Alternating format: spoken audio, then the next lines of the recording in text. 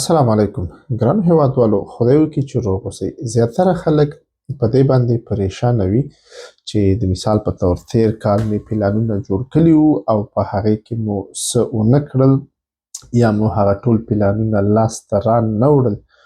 ګورئ پلان کول ضروري دي خو د پلان باندې عمل کول بیا د هغې نه هم ډیر ضروري دي او د هغې سره سره هغې لپاره نظم پکار دی.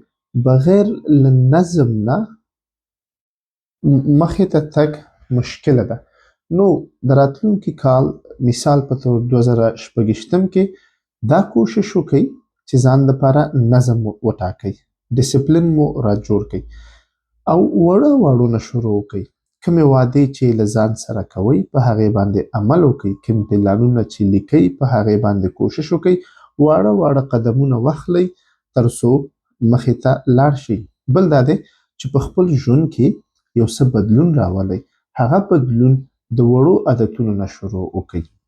د مثال په طور که سیګرټ څکئ کوشش وکئ چې سیګرټ څکل راکم کئ او حداقل بیا پرېږدئ.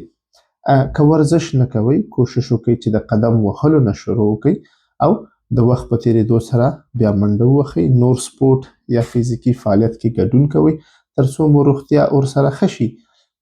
په خوراک کې د مثال په طور کوشش وکئ د وخت په تېرېدو سره مالګه راکمه کئ، بوره راکمه کئ، هر هغه شي نه چې بوره پکې زیاته وي لکه نوشابې هغه راکم کئ، وچه یا د غنمو ډوډۍ استعمال یا خوراک دا راکم کئ. ګورئ یو یو عادت مو که پرېږدئ خراب عادتونه او ښه عادتونه د هغې په ځای شروع کئ نو دا مو بیا په ټوله روغتیا باندې مثبته اثرات اچوي. نوی کال مو بختور شه، الله مو کامیابه پکې لره.